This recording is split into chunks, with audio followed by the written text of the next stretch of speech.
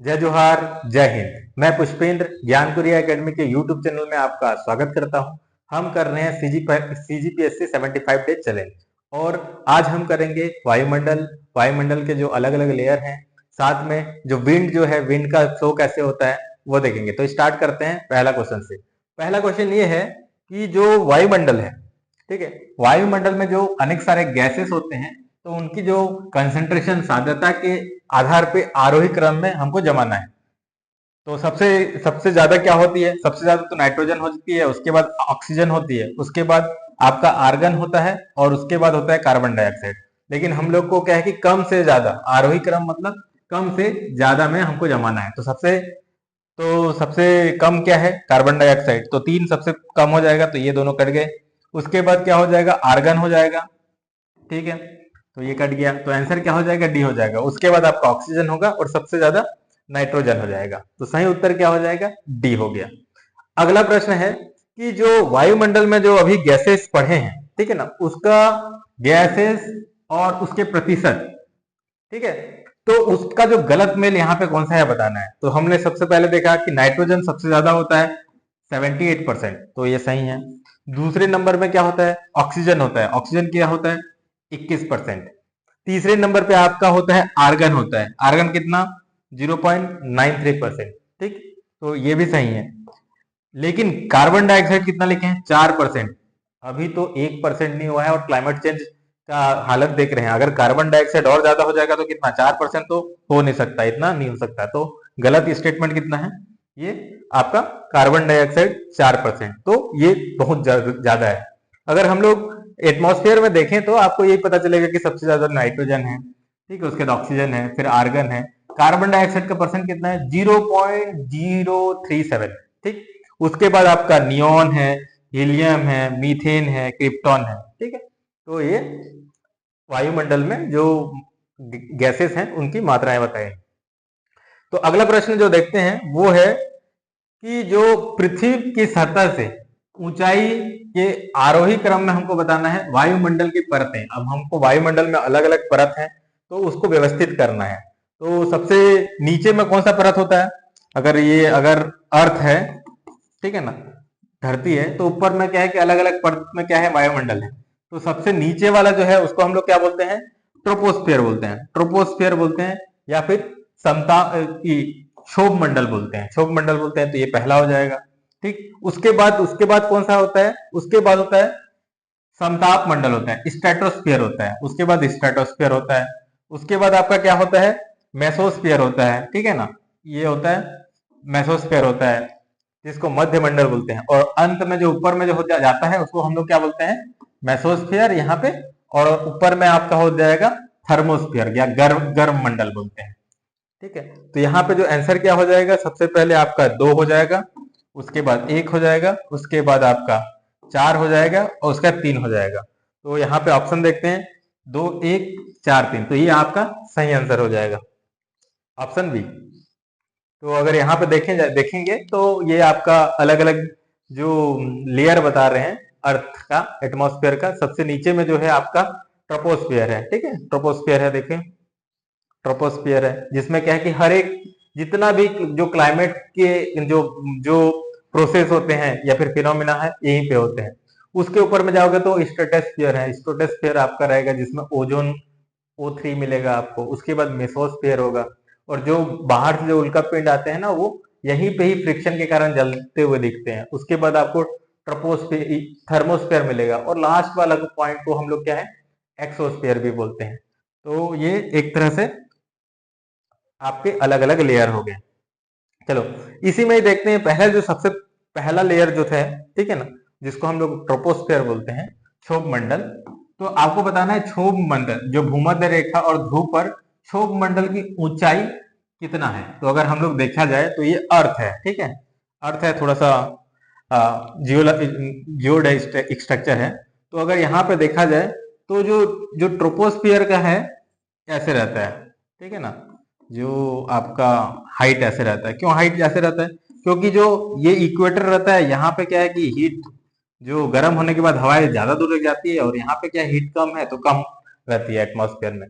तो अब बताना है कि भूमध्य रेखा और ध्रुव पर क्षोभ मंडल का औसत ऊंचाई कितना है? एक है जो भूमध्य रेखा है उसमें 8 से 10, ठीक है, और आपका 16 से 18 जो है वो पोल पे दिखा रहा है, ये जस्ट उल्टा दिखा रहा है, ये गलत है। ठीक, दूसरा आपको 16 से 18 आपको बता रहा है किलोमीटर इक्वेटर में, यानी कि आपका भूमध्य रेखा में है, ठीक है, बड़ा दिखा रहा है। और दूसरा क्या है, 8 से 10 किलोमीटर आपका पोल में दिखा रहा है। ठीक, तो ये तीसरा जो है 10 से 12 किलोमीटर इक्वेटर पे बता रहा है, और पोल पे बता रहा है 20 से 22 किलोमीटर, ये भी गलत है, ठीक है ना, बहुत ज्यादा हो गया पोल पे। ठीक, उसके बाद आपका जो है 12 से 14 किलोमीटर आपका इक्वेटर बता रहा है, जो कि कम हो गया। तो लेकिन इसका जो सही उत्तर क्या हो जाएगा कि जो 16 से 18 किलोमीटर, ठीक है ना, यहाँ पे आपका क्या हो जाता है, क्षोभ मंडल का 16 से 18 किलोमीटर तक रहता है, और जो यहाँ पे हाइट जो यहाँ पे होता है 8 से 10 किलोमीटर में। तो आंसर क्या हो जाएगा, जो क्षोभ मंडल का जो हाइट है वो बी हो जाएगा। ठीक, अगला प्रश्न ये है कि जैसे जैसे क्या होता है कि अर्थ है और जैसे जैसे ऊपर जाते हैं तो क्या है कि टेम्परेचर कम होते जाता है, ठीक है ना। तो टेम्परेचर विद टाइम के हिसाब से जो कम होता है हम उसको बोलते हैं लैप्स रेट बोलते हैं, लैप्स दर बोलते हैं। तो क्षोभ मंडल में जो ऊपर जैसे जैसे जाओगे, ठीक है ना, ठीक, पर किलोमीटर में कितना किलोमीटर कम, कितना पर किलोमीटर में कितना टेम्परेचर कम होता है उसको बताना है, जिसको लैप्स रेट बोलते हैं। तो बताना है क्या 4 किलोमीटर पर 4 डिग्री पर किलोमीटर होता है क्या, या 6.5 डिग्री पर किलोमीटर होता है, या 8 डिग्री पर किलोमीटर जो टेम्परेचर घटता है, मतलब तापमान घटता है, या 10 डिग्री पर किलोमीटर घटता है। तो इसका जो सही उत्तर हो जाएगा, जो लैप्स रेट क्या है, 6.5 किलोमीटर पर 6.5 डिग्री पर किलोमीटर कम होता है। तो आंसर हो जाएगा बी। अगला प्रश्न देखते हैं, ये है आपका जो सेकेंड लेयर है, ये भी आपका क्षोभ मंडल के ऊपर है। क्षोभ मंडल जो ट्रोपोस्फियर है उसके बारे में गलत कथन है, बताना है। पहला, क्षोभ मंडल पृथ्वी के वायुमंडल की सबसे निचली परत होती है, बिल्कुल सही है, सबसे निचली परत है जिसको हम लोग क्षोभ मंडल बोलते हैं। दूसरा, क्षोभ मंडल की ऊंचाई के साथ साथ तापमान बढ़ता है, ठीक है, ये देखिए क्षोभ मंडल में ऊंचाई के साथ तापमान बढ़ता है, नहीं घटता है, जिसको हम लोग लैप्स रेट बोलते हैं, ये गलत हो जाएगा। ठीक, अधिकांश मौसमी जो संबंधित घटनाएं हैं क्षोभ मंडल में होती है, बिल्कुल सही है, ठीक है ना, जितने भी जो मौसम की घटनाएं हैं आपको यहीं पे ही होंगे, साइक्लोन हो गया, ठीक है ना, यहीं पे ही दिखेंगे।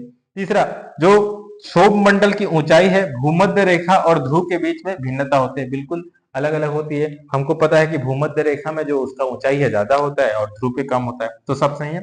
ऑप्शन बी क्या हो जाएगा, ये गलत है, तो हमको गलत कथन चूज करना था, तो आंसर हो जाएगा बी।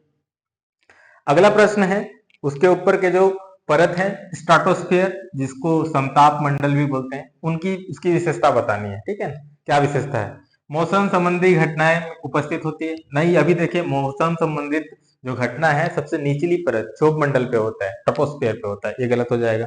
ठीक, ऊंचाई के साथ साथ तापमान कम होता है, ठीक है, देखते हैं कि हाँ बिल्कुल अभी देख रहे थे, ठीक, नहीं, यहाँ पे क्या हो जाता है, स्ट्रेटोस्फीयर में थोड़ा सा बढ़ना शुरू हो जाता है, तो ये गलत हो जाएगा।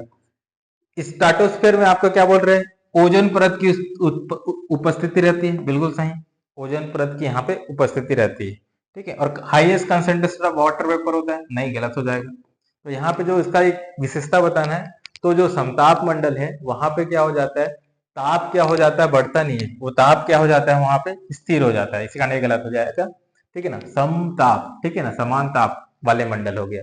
तो यहाँ पे लेकिन क्या मिलता है आपको, ओजोन मिलता है, क्या मिलता है, ओजोन O3, जो क्या करता है, जो सूर्य से जो अल्ट्रावायलेट जो है ना, अल्ट्रावायलेट रेस उसको धरती तक आने नहीं देता, जो कि बहुत ज्यादा उसका हार्मफुल इफेक्ट है।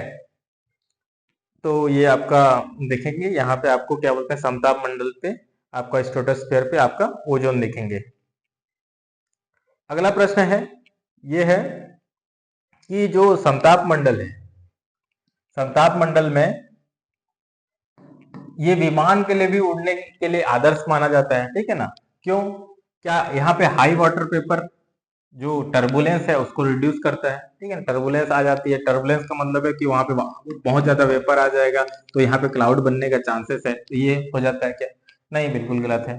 ठीक, उसमें कम दबाव के कारण अधिक उड़ान देता है, नहीं ऐसा कुछ बात नहीं है, कम दबाव के कारण उड़ान नहीं देता ज्यादा। अधिक ऑक्सीजन की जो है, जो वहां पे इफिशियंसी को इम्प्रूव करता है, नहीं ये आपका विमान के लिए नहीं है, ठीक है ना, ऑक्सीजन के लिए बात नहीं है ये, तो ये गलत हो जाएगा। यहाँ पे क्या होता है कि पवन स्थिर रहते हैं, टेम्परेचर लगभग लगभग समान रहते हैं, समझ जाओ। उसके बाद कोई वेदर फिनोमिना हो नहीं रहा है, क्योंकि जो आपका जो मौसम की जो बहुत सारे जो गतिविधियां होती है, वो तो आपका क्या हो जाता है, ट्रोपोस्फियर में हो जाता है। तो इसका जो सही उत्तर क्या हो जाएगा, बी हो जाएगा। स्थिर पवनें रहती हैं और कोई मौसम में गड़बड़ी नहीं होती, तो आंसर हो जाएगा आपका बी। अगला प्रश्न बताना है, उसके बाद का जो है मध्यमंडल या फिर मेसोस्फीयर, ठीक है ना, उसकी एक इंपॉर्टेंट विशेषता बतानी है। इसमें ओजोन परत होती है, नहीं, इसको अभी देखिए हम लोग, समताप मंडल पे होती है, ठीक है ना, स्ट्रेटोस्फीयर पे होती है, ये गलत हो जाएगा। ठीक, उसके बाद क्या है कि यहाँ पे वाणिज्यिक उड़ानें फ्लाइट बढ़ती है, अभी इससे पहले देखें यहाँ पे नहीं होती, तो आपको स्ट्रेटोस्फीयर में होती है, ठीक है। वायुमंडलीय दाब सबसे अधिक होता है, भाई सबसे अधिक दाब सबसे नीचे में होगा, यहाँ पे होगा, ठीक है ना, क्योंकि जो यहाँ पे मास ज्यादा होगा ना, मास ज्यादा होगा तो वेट ज्यादा होगा, और वेट ज्यादा है मतलब क्या है, प्रेशर ज्यादा है, ठीक है ना, नीचे वाले में होगा, तो ये गलत हो जाएगा। तो यह क्या हो जाता है, ये वायुमंडल की सबसे ठंडी परत होती है, सबसे ठंडी परत होती है यहाँ, ठीक। तो आंसर क्या हो जाएगा, बी हो जाएगा। अगला बताना है कि जो थर्मोस्फीयर है, ठीक है ना, उसके ऊपर जो थर्मोस्फीयर है, ठीक है ना, उसके बारे में क्या विशेषता है। यह वायुमंडल का सबसे घनी परत है, सबसे डेंस है। नहीं भाई, जैसे जैसे ऊपर जाओगे आपको क्या मिलेगा, गैसेस की मात्राएं कम मिलेगी, क्योंकि जिसका डेंसिटी ज्यादा है वो सबसे नीचे रहेगा, तो ये क्या है कि सबसे घना हो नहीं सकता, ये गलत हो गया, ठीक है। इसमें ऑक्सीजन की उच्चतम कंसंट्रेशन होता है, ठीक है, नहीं, ऑक्सीजन का जो है O3 हम लोग को, ऑक्सीजन और तो O3 यहाँ पे ओजोन और ऑक्सीजन का सबसे कंसंट्रेशन आपका स्ट्रेटोस्फीयर में मिलेगा, तो ये गलत हो जाएगा, ठीक। उसके बाद यह वायुमंडल की सबसे ठंडी परत होती है, इसके पहले हम लोग मेसोस्फीयर देखे, वहां पे होता है, तो ये गलत हो जाएगा। यहाँ पे क्या है, अरोरा की परत दिखती है, तो क्या है कि एक जो आयंस के कारण, ठीक है ना, थर्मोस्फीयर में आयंस के कारण क्या हो जाता है, और मैग्नेटिक फील्ड के कारण क्या हो जाता है, वहां पे एक अरोरा बनता है। वो दिखता कैसे है, ये ऐसे दिखता है, जो बहुत अद्भुत दिखता है, ठीक है ना, स्कैटरिंग हो रहा है और अलग अलग कलर से दिखते हैं, तो ये आपको यहाँ पे थर्मोस्फीयर पे मिलेंगे बड़ी, ठीक। अगला प्रश्न देखते हैं, जो आयनोस्फीयर है, आयन है, ठीक है ना, थर्मोस्फीयर का ही पार्ट है आयनोस्फीयर जिसको बोलते हैं, ठीक है, जिसमें आयंस रहते हैं, ठीक। अब उसके बताना है कि उसका मुख्य काम क्या है, ठीक। यह जो पैरावैगनिक विकिरण है, विकिरण, ठीक है ना, अल्ट्रावायलेट रेडिएशन को एब्जॉर्ब करता है, नहीं करता है, ठीक है ना, अल्ट्रावायलेट जो जो रेडिएशन है उसको क्या है, कौन करता है, ओजोन करता है, ओजोन, और यहाँ पे ओजोन है नहीं, ठीक है। दूसरा, यह परत जहां सभी मौसम घटनाएं होती है, नहीं, यहाँ वो कहाँ पे होता है, ट्रोपोस्फियर पे होता है, ये भी गलत हो जाएगा। यहाँ ये उल्का पिंड से बचाता है, नहीं बिल्कुल नहीं बचाता, ठीक है ना, आता है, वहां पे फ्रिक्शन होता है, ठीक है। यहाँ पे जो सबसे ज्यादा इंपॉर्टेंट चीज हो जाएगा ये आयन, यहाँ पे जो आयन बनने के कारण क्या हो जाता है, तो यहाँ से कोई इलेक्ट्रोमैग्नेटिक जो हम लोग वेव के थ्रू हम लोग रेडियो तरंग भेजते हैं, तो वापिस वो रिफ्लेक्ट बैक हो जाती है। तो ये जो काम करता है कि जो रेडियो तरंग है उसको परावर्तित करके रेडियो संचार में सहायता करता है, तो आंसर क्या हो जाएगा, आपका ऑप्शन बी हो जाएगा, ठीक। तो यहाँ पे देखोगे तो यहाँ पे आपका ये उपग्रह हो गया, और आपका जो है ना रेडियो तरंगे यहाँ पे आपका काम आएंगे। अब बताना है आपको अब जो इंसुलेशन होता है, इंसुलेशन के बारे में जो क्वेश्चन है, ये बताना है इंसुलेशन या फिर अवतपन क्या होता है, ठीक है। क्या ये पृथ्वी के सतह द्वारा उत्सर्जित ऊष्मा होती है, ठीक है, ये बताना है कि जो अर्थ है, ठीक है ना, अर्थ के जो पृथ्वी है उससे जो हीट निकल रहा है उसको हम लोग क्या बोलते हैं, इंसुलेशन बोलते हैं, नहीं गलत है, ठीक है ना।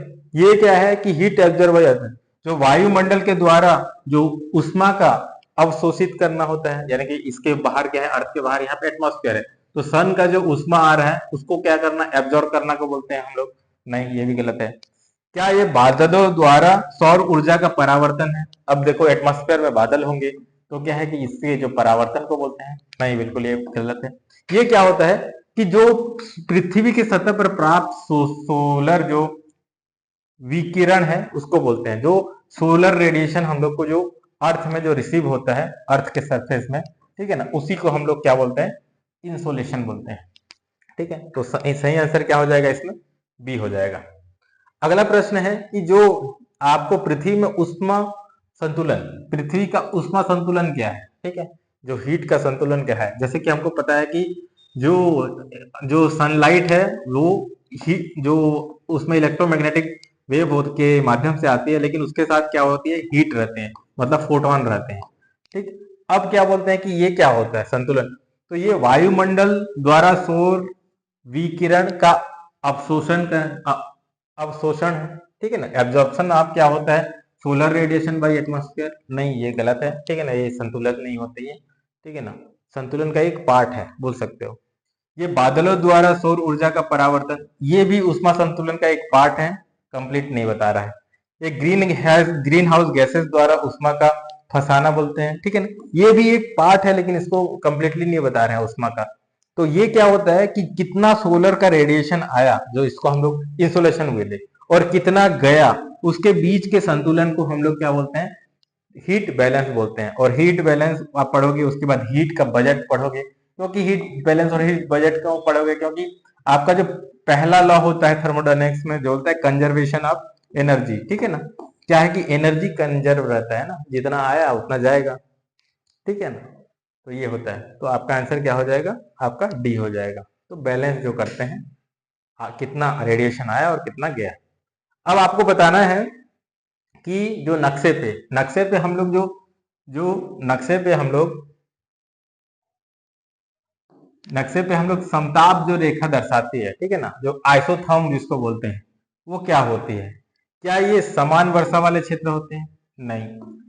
क्या ये समान प्रेशर वाले, समान दबाव वाले होते हैं, नहीं, ये गलत हो गया। इसको तो हम लोग आइसोबार बोलते हैं। ठीक है, क्या ये समान ताप वाले क्षेत्र होते हैं, बिल्कुल ये समान ताप वाले क्षेत्र होते हैं। ठीक है ना, अगर अर्थ हो जाएगा, ठीक है ना, तो उसका क्या होता है, जमीन है और ओशन है, तो क्या हो जाता है, उसके कारण क्या है कि जो टेम्परेचर होता है, ये यहाँ से आ रहा है किरण के कारण, तो टेम्परेचर क्या होता है, थोड़ा सा ऊपर नीचे हो जाता है। लेकिन ये वाला जगह पे अगर आप मेजर करोगे तो कंप्लीटली सेम टेम्परेचर मिलेगा। तो ये वाला जो सेम टेम्परेचर जो मिलता है, जो मैप में हम लोग दर्शाते हैं, उसको हम लोग समताप रेखा भी बोलते हैं। तो आंसर क्या हो जाएगा, सी हो जाएगा। अगला प्रश्न हम लोग देखेंगे कि यहाँ पे बोला गया है कि इनमें से किसमें, ठीक है, दिन के तुलना में रात में उच्च तापमान होता है।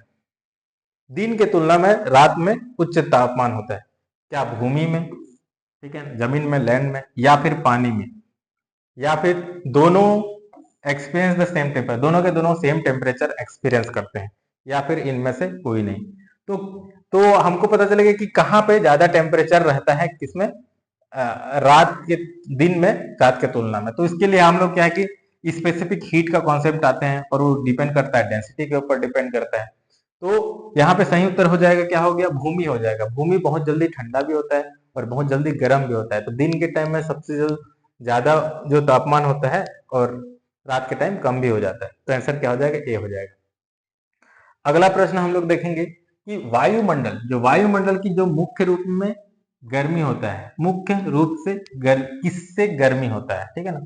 तो वायुमंडल जो गर्म होता है उसका कारण क्या है पूछ रहे हैं। ठीक है, पहले direct absorption of solar radiation, ठीक है ना, ये आपका जो अर्थ है और ये वायुमंडल है अगर, ठीक है, तो जो डायरेक्ट जो एब्जॉर्प्शन करते हैं, ठीक है ना, यहाँ पे आया गैस है, तो डायरेक्ट जो एब्जॉर्प्शन करते हैं उसके कारण ताप होता है वायुमंडल पे।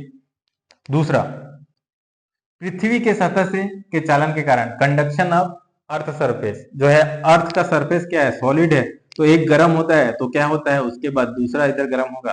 ठीक है, लेकिन यहाँ पे तो, यहाँ पे क्या है, कंडक्शन नहीं होगा, यहाँ पे कन्वेक्शन हो जाएगा, तो ये तो गलत ही हो जाएगा। तीसरा, कि रेडिएशन फ्रॉम अर्थ सरफेस, पहले अर्थ गर्म होगा और उसके बाद जो यहाँ से रेडिएट होगा उसके कारण आपका वायुमंडल में गर्मी आती है। या चौथा, बादलों द्वारा जो सोलर रेडिएशन को रिफ्लेक्ट करना, तो ये भी गलत हो जाएगा। सही उत्तर क्या हो जाएगा, जो रेडिएशन जो पहले यहाँ आने के बाद जो रेडिएशन को ट्रांसपोर्ट करते रहते हैं, तब जाके यहाँ पे क्या आ जाता है, वायुमंडल में गर्म आता है, क्योंकि जो वेवलेंथ चेंज हो जाता है और ये ट्रैप हो जाता है यहाँ पे। ठीक है ना, तो इसके कारण क्या होता है, हीट बन जाता है, और इसी के कारण ही हम लोग को ग्रीन हाउस गैस का इफेक्ट भी दिखता है। ठीक, तो आंसर क्या हो जाएगा? सी हो जाएगा। अगला प्रश्न है कि इनमें से कौन कम वायु के दाब को मापने का यूनिट है? समझ जाओ, इकाई है। तो वायु को मापने के लिए जो इकाई कौन सा है? जूल है क्या? जूल तो एनर्जी को नापता है, ठीक है ना, ये गलत हो जाएगा। ठीक, वॉट क्या है? ये पावर को नापता है, ठीक है ना, पावर को नापता है, शक्ति को नापता है, ये भी गलत हो जाएगा। केल्विन आपको क्या है? टेम्परेचर को, ताप को नापता है। तो वायु दाब को जो नापता है क्या हो जाता है? पास्कल, या फिर एक बार भी होते हैं, बार बोलते हैं, वो होता है। ठीक है, तो आंसर क्या हो जाएगा? बी, बार। अगला प्रश्न हम लोग देखते हैं कि जो दबाव पट्टी है, ठीक है ना, कौन सा दबाव पट्टी दोनों गोलार्ध में लगभग 30 डिग्री अक्षांश के आसपास स्थित है? जो अगर अर्थ को बता दिया जाए ये, ठीक है ना, और उसमें क्या हो रहा है? टेम्परेचर हो रहा है, ठीक है ना, टेम्परेचर आ रहा है, तो क्या है कि अलग अलग दाब में बढ़ जाते हैं। ठीक है, ये हो गया। ठीक, ये 0 डिग्री, 30 डिग्री, 30 डिग्री। ठीक, तो आपको बताना है कि जो 30 डिग्री अक्षांश के आसपास जो दबाव पट्टी है वो किस टाइप का है। तो वो क्या, कहाँ पे हाई प्रेशर होगा कि लो प्रेशर होगा? ठीक है ना, उच्च दबाव बनेगा कि आपका निम्न दबाव बनेगा? तो आपको क्या होता है, जब सन आता है जहां पे पड़ता है वहां पे क्या होता है? हीट हो जाता है, गर्म हो जाता है। तो वहां पे क्या बन जाता है? लो प्रेशर का जोन बन जाता है, लो प्रेशर का जोन बन जाता है।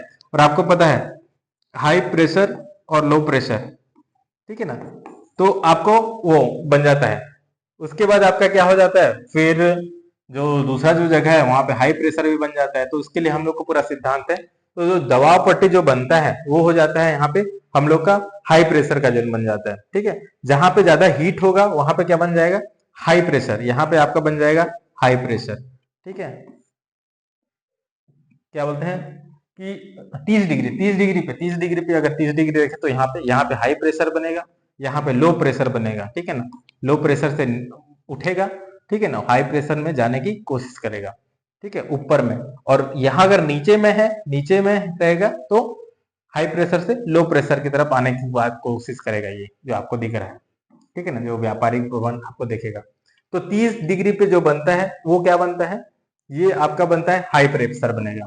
ठीक है ना, ये लो प्रेशर बना, ये हाई प्रेशर बना, फिर ये लो प्रेशर बनेगा, ये फिर हाई प्रेशर बनेगा। ठीक है,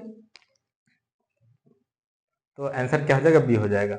अभी एक बताना है कि डोल्ट्रम क्या है और वो कहाँ पे रहता है। तो एक जो जगह है जिसको हम लोग डोल्ट्रम बोलते हैं, ठीक है, और डोल्ट्रम कहाँ पे है? ये अर्थ है। तो अगर आप 0 डिग्री की अगर 5 डिग्री और इधर 5 डिग्री नॉर्थ और 5 डिग्री साउथ, ठीक है ना, 5 से, ठीक है, तो अगर ये वाला जो एरिया देखोगे ये क्या है कि अभी देखिए हम लोग लो प्रेशर है, निम्न दाब वाला क्षेत्र है।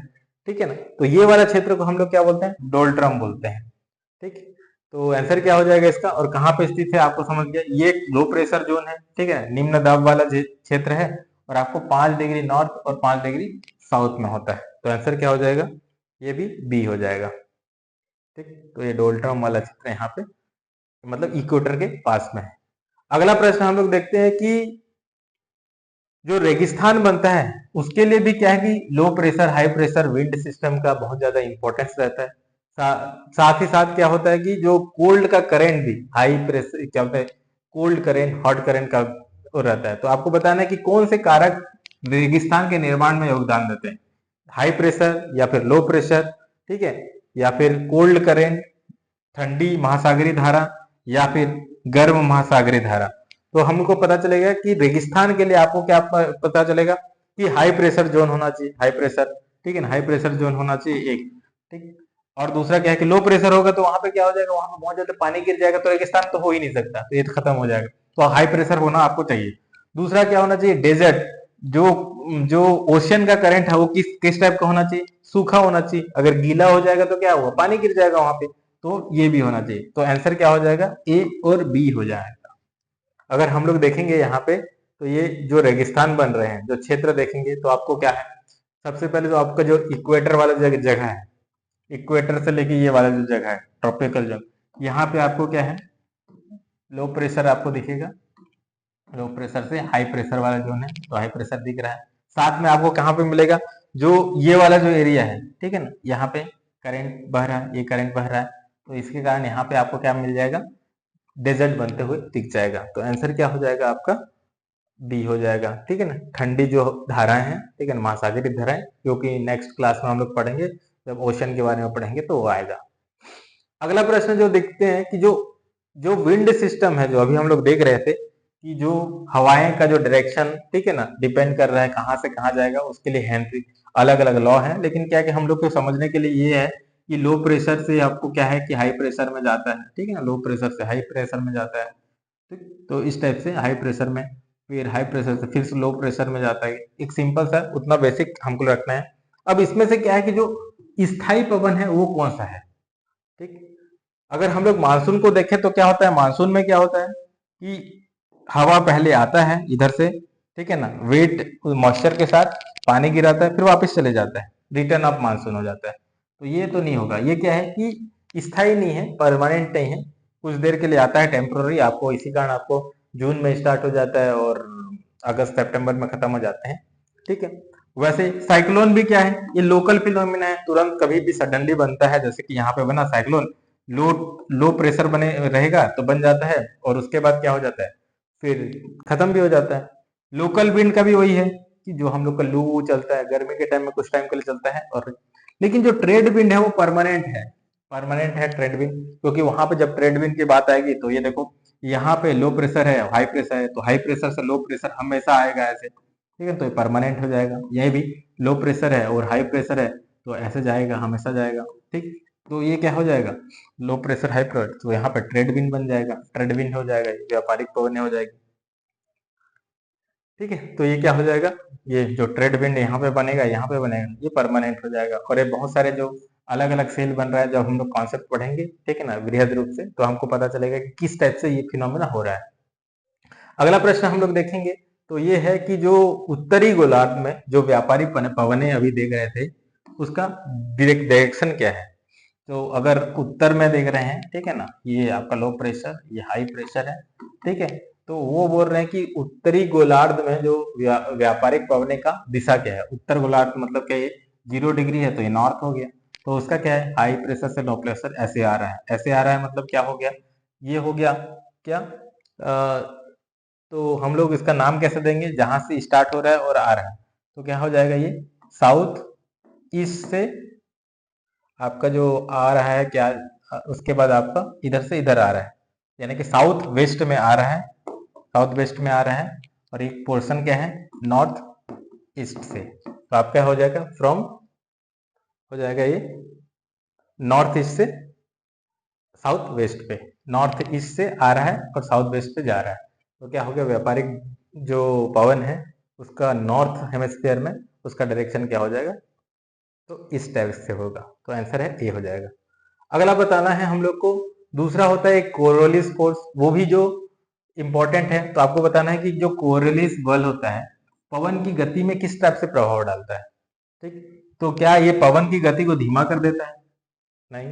क्या पवन की दिशा को परिवर्तन कर देता है, या फिर पवन के तापमान को बढ़ा देता है, या फिर उच्च दाब क्षेत्र का निर्माण करता है। तो ये क्या करता है, बेसिकली पवन की दिशा को बदल देता है, ठीक है ना। कई बार हम लोग क्या बोलते हैं, अगर ये, और ये कोरियलिस फोर्स किस कारण होता है, ये अर्थ के घूमने के कारण होता है। किसके कारण होता है, अर्थ के घूमने के कारण होता है ना। तो उसके कारण क्या हो जाता है, जब घूमते रहता है तो क्या है कि कई सारे जो इक्वेटर में इधर आते रहते हैं, धीरे से इधर जैसे ही इक्वेटर में पहुंच जाते हैं, इधर जाना शुरू कर दिया, तो ये क्या है, डायरेक्शन को बदलने की क्षमता रखता है, बदल देता है। तो अगर आप कोरियलिस फोर्स के बारे में देखेंगे तो ये है, अगर अगर आप ये नॉर्थ पोल है, नॉर्थ पोल अगर इधर से जा रहे हैं तो क्या हो जाएगा, इधर डिफ्लेक्ट हो जाएगा, ठीक। तो देखो देखो, पहले इधर से इधर जा रहे थे तो ऐसे जा रहा था, लेकिन जैसे ही चेंज किया तो ये क्या कर दिया, डायरेक्शन को उधर चेंज कर दिया। तो पहले ऐसे जा रहा था, फिर ऐसे आ जाता है। इसी कारण होता है कि जो हम लोग के जो इंडिया में पानी क्या हो जाता है, इधर से इधर आते रहता है और जस्ट इधर इक्वेटर में इधर आ जाता है। तो क्या है कि बहुत ज्यादा मानसून में वर्षा हो जाती है, सडन हो जाती है, ठीक है। और ये किसके कारण होता है, कोरियलिस फोर्स। और कोरियलिस फोर्स किसके कारण जन्म होता है, अर्थ के रोटेशन के कारण जन्म होता है, ठीक। तो आंसर हो जाएगा आपका बी। अगला प्रश्न है, जो कोरियलिस फोर्स का डायरेक्शन कैसे होता है, कोरियलिस फोर्स का डायरेक्शन कैसे होता है। तो वो हमेशा क्या होता है, जिस डायरेक्शन में जा रहा है उसके 90 डिग्री होता है, 90 डिग्री, ठीक है। तो अब इधर जा रहा है तो राइट हो जाता है, तो राइट टू उसके दाईं ओर 90 डिग्री राइट हो जाता है मतलब। तो ये जो दिख रहा है, अगर इधर से जा रहा है तो उसका राइट हो गया। अगर उधर से आ रहा है तो उसका जो क्या हो गया, इधर राइट हो गया। ठीक, तो क्या हो जाता है, हम लोग को पूछा है उत्तरी गोलार्ध में, वो क्या हो जाता है, उसके राइट हो जाता है। ठीक, तो आंसर क्या हो जाएगा, बी हो जाएगा। अभी बताना है कि जो भारत में जो गर्मी के टाइम में जो गर्म हवा जो चलती है, महसूस करते हैं, उसको हम लोग क्या बोलते हैं, तो हम उसको क्या चिनुक बोलते हैं क्या? चिनुक हेलीकॉप्टर का नाम है, लेकिन इसको चिनुक नहीं बोलते, ठीक है ना। फॉन बोलते हैं क्या? नहीं। इसको ये हरमटन बोलते हैं क्या? नहीं। इसको हम लोग क्या बोलते हैं, लू बोलते हैं। तो लू चल रहा है बोलते हैं ना, तो लू अब गर्मी के टाइम में आपको दिखेगा, जून के टाइम में, ठीक है ना, मई जून के टाइम में आपको लू दिखेगा। तो वैसे बहुत सारे जो है लोकल जो हवाएं हैं उनका नाम है। तो जो चिनुक देखिए आपका अमेरिका में होता है, ठीक है ना। जब फोन देखिए आपको क्या बोलते हैं, यूरोप में होता है। हार्मोन जो देखिए आपको, ये अफ्रीका में होता है। हमारे देश में जो लोकल जो हवा चलती है गर्मी के टाइम में, उसको हम लोग बोलते हैं लू बोलते हैं, ठीक है। तो इस तरह से हम लोग ने 25 क्वेश्चन कंप्लीट किया। अगर आपको कंटेंट अच्छा लगा होगा तो लाइक कीजिएगा, सब्सक्राइब करिएगा और अपने दोस्तों को भेजिएगा। थैंक यू, जय हिंद।